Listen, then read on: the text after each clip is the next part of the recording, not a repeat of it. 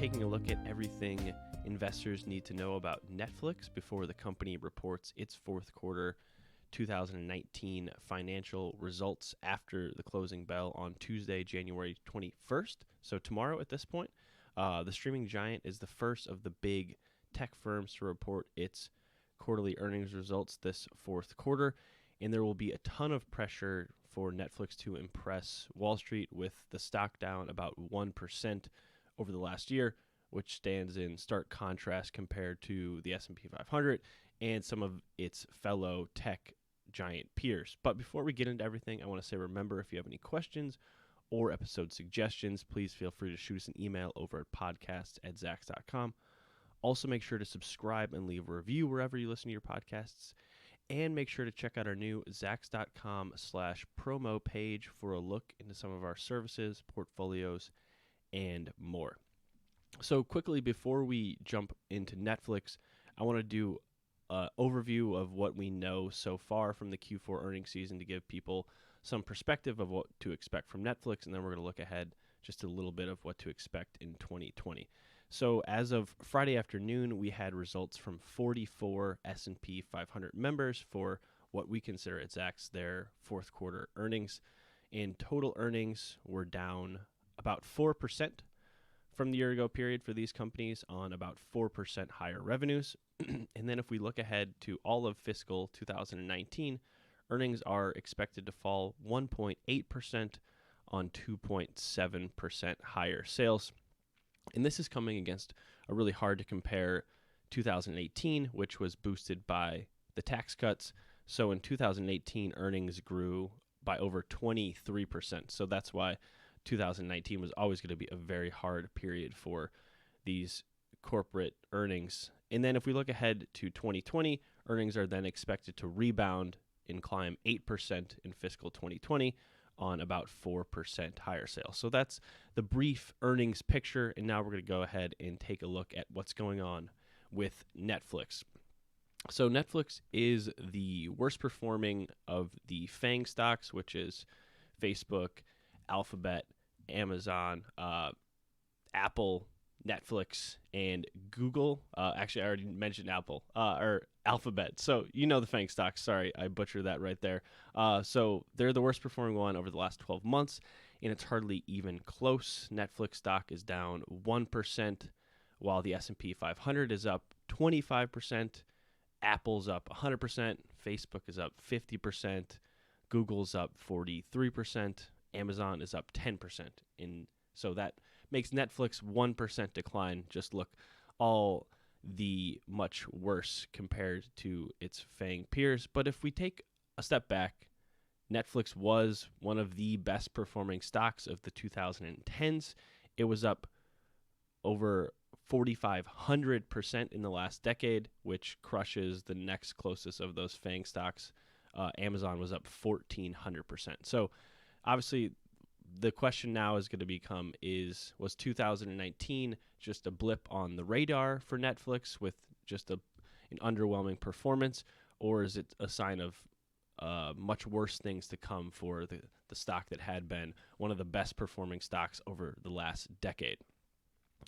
So we should note that Netflix stock is up 24% in the last 3 months. So it also has about 12% more room to run before it runs into its 52-week highs, and even slightly more before it runs into its July 2018 highs. So the stock has regained some momentum over the last 3 months, which could be a sign of good things to come for the company, but we'll dive into a little bit more of that going forward. So over the last 6 months, the Wall Street and investors have started to become a little more nervous about Netflix's subscriber growth, and this also comes as Disney and Apple and some other giants jump into the streaming TV market. So if we go over the last 2 quarters, we note that Netflix fell short of its own subscriber growth estimates. So this is in Q2 and Q3, and there was a huge miss in the second quarter.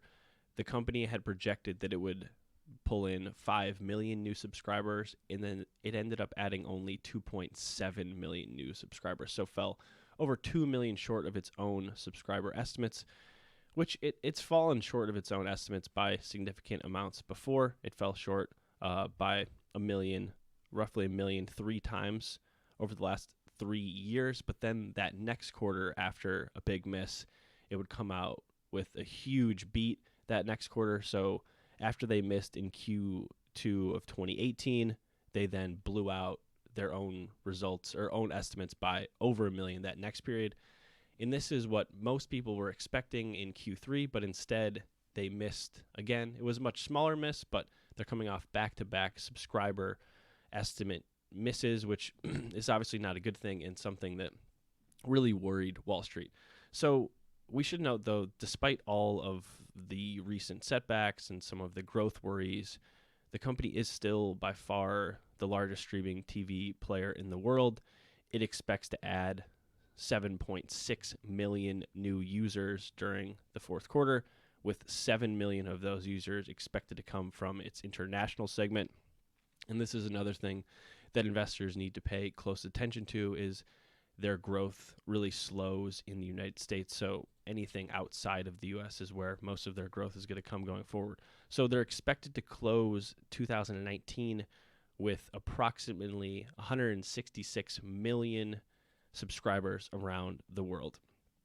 And now this sounds like really as good of a place as any to talk about their competition, which is what Wall Street and investors are starting to focus more and more on.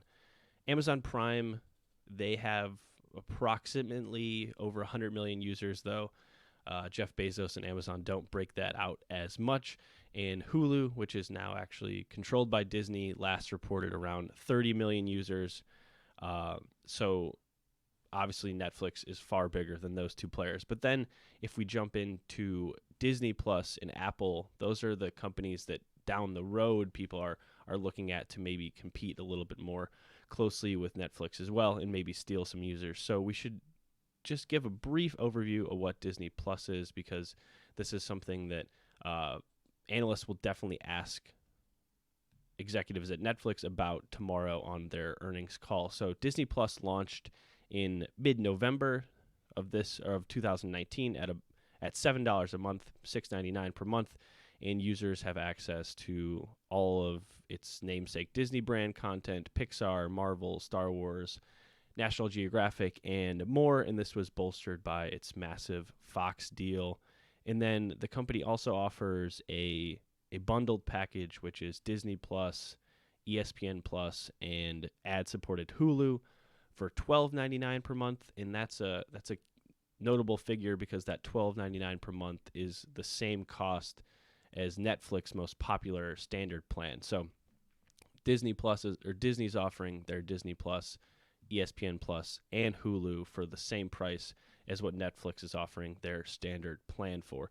And then just some analyst notes and some projections from various outlets for what they expect Disney Plus to be. So Barclays analyst said recently that investors have already valued Disney's streaming business alone at roughly $100 billion. And then looking ahead, Disney itself is targeting between 60 million to 90 million subscribers globally by the end of its fiscal 2024. So over the next 4 years, they're expecting to hit up to 90 million subscribers on that Disney Plus. And then along with Disney Plus, Apple launched its Apple TV Plus service, so two services that are called basically the same exact thing, in November as well. And they launched that for $5 a month, $4.99 per month. And it's got a very small content library at the moment, and then they plan to slowly grow it over the next foreseeable future, as long as this is a part of their business model. And they do have some big A-list Hollywood celebrities, both in front of and behind the camera, in some of their early offerings, and they've gotten some buzz at the awards shows as well. But more people are focused on Disney Plus for now, but both of these companies have deep pockets and a lot of money to spend, and their plan is to continue to spend heavily on original content. And then we should also note that Comcast, through its NBC Universal leg, is launching Peacock this spring, which is going to be another offering in this streaming market, and then there's going to be a beefed up HBO Max, and then there's some smaller players as well, but those are the big ones. And with all of this competition, this is where investors in Wall Street are starting to wonder what Netflix is going to be able to do when all of these companies, which is what all of them have done so far, Disney, Comcast, are pulling anything they had on Netflix off of it slowly, especially Disney.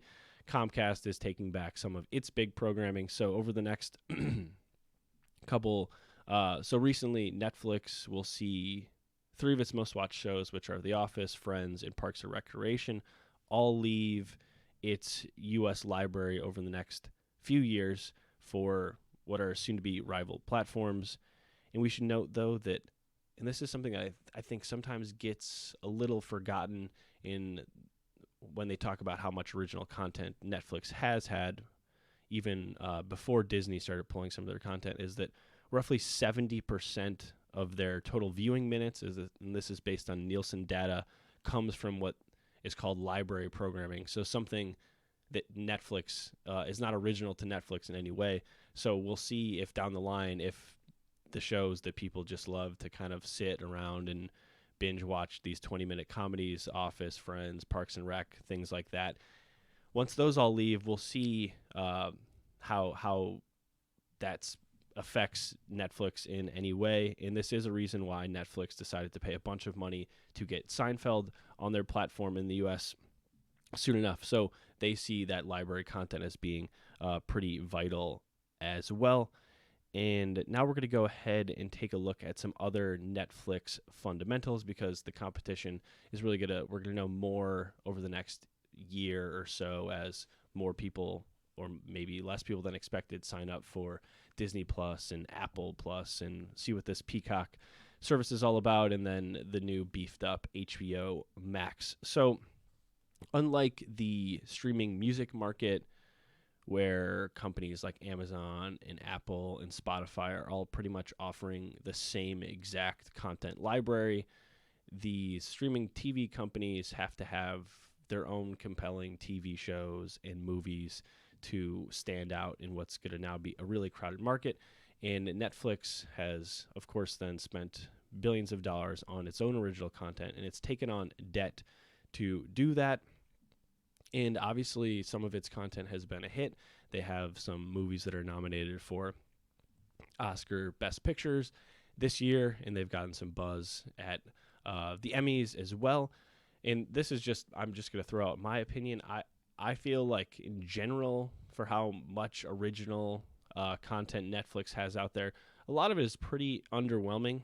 So it'll be worth watching that if The Irishman, which they spent a bunch of money on and it got an Oscar nomination, is that actually driving people to subscribe to Netflix? That's really not out there yet. We don't know if these big kind of award buzzy movies like Marriage Story are actually causing people to sign up for Netflix or stay on the platform. So we should note that the company is expected to have a negative cash flow of $3.5 billion this year. In that last quarter, company executives said, quote, their near-term plan is to continue to use the high-yield market in the interim to finance our investment needs. So they're taking on high-yield debt to finance their original content. And we should note that Netflix currently holds F grades for both value and momentum, and a D for growth in our style score system. Netflix stock is currently trading at about 60 times forward earnings, which marks a solid discount compared to its own 2-year median. So that's a good thing to note, but that's also as the stock has done pretty much nothing over the last year, and it's still far above its industry's average, but does sit below Amazon. And then in terms of forward sales, it's trading at about 6 times forward 12-month sales at the moment, which is also below its own 2-year median and well above Amazon. So its valuation is not the biggest concern for most people at the moment. It's their debt load, and can they prove that their content is going to be able to keep users as all of these other platforms really come into their own over the next year or so. So now we're going to go ahead and look ahead at what to expect from their Q4 results and then what to expect in 2020 as well. So our Zacks estimates call for Netflix's Q4 revenue to climb 30% to $5.44 billion, and this would help its full year 2019 revenues climb roughly 28% to just over $20 billion. So we're calling for Q4 to climb 30% and fiscal 2019 to climb about 28% to just over $20 billion. And then if we look ahead to what to expect in fiscal 2020, so next year, this current year basically at this point, we're expecting their sales to climb roughly 22% above our current year estimate to about $24.5 billion. And to put everything into perspective here, both of these growth estimates would be smaller than what they've done in the last 3 years. So in 2018, sales were up 35%. In 2017, sales were up 33% roughly. And in 2016, sales were up 30%. So both of these 2019 and 2020 estimates would be below that.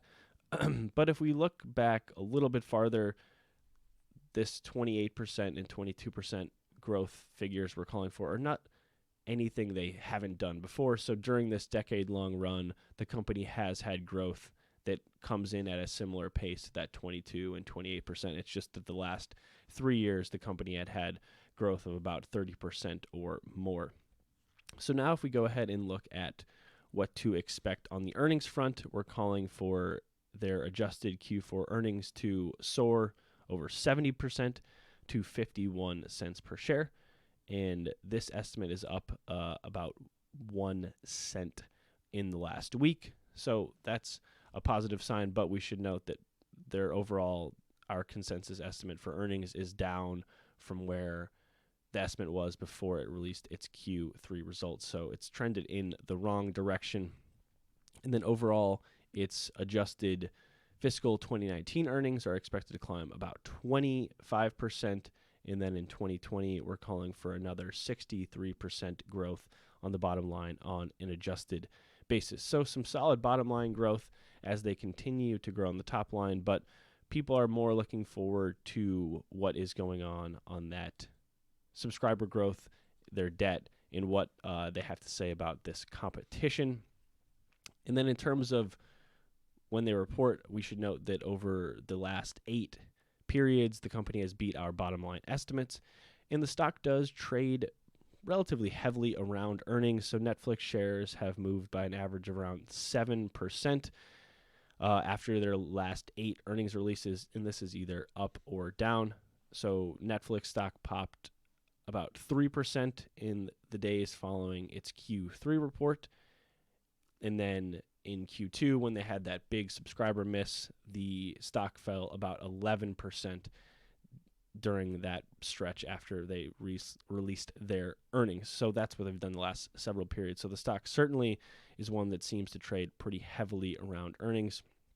Netflix is currently a Zacks rank number 3 hold, and this is based on some of its earnings estimate revision activity. And obviously, some people might want to take a chance on Netflix stock since it's gone up about over 20% in the last 3 months, but it's still moved practically sideways over the last year. So it would be kind of a bet that there's no way this stock that was such a massive growth driver for the tech space in the 2010s, up over 4,000%. There's no way that it just all of a sudden falls off the map just because Disney and Apple released competing services when they're still by far the biggest streaming growth or the biggest streaming company out there. But at this point, I would really say it's probably best to stay away from Netflix stock at the moment. Certainly, playing a stock just around earnings is obviously always more of a crapshoot than anything because you never know how Wall Street is going to react, even to a big beat or strong guidance. So definitely pay attention to anything they have to say about Disney Plus on the earnings call tomorrow. any other competition, and then where they're going to be in terms of subscriber growth and what they're going to do with their own original content. Are they going to continue to take on all of this debt? It's going to be a really fun report from Netflix tomorrow. In the next year could be really a make or break year for the company that was the dominant stock of the 2010s. And that does it for another episode of Full Court Finance. Until next time, I'm your host, Ben Rains. And remember, if you have any questions or episode suggestions, please feel free to shoot us an email over at podcast@zacks.com.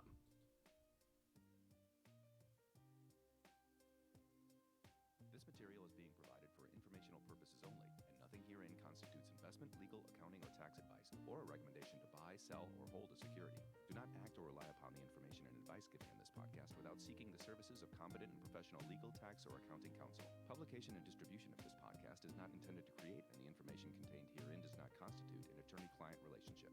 No recommendation or advice is being given as to whether any investment or strategy is suitable for a particular investor. It should not be assumed that any investments in securities, companies, sectors, or markets identified and described were or will be profitable. All information is current as of the date herein and is subject to change without notice. Any views or opinions expressed may not reflect those of Zacks Investment Research as a whole.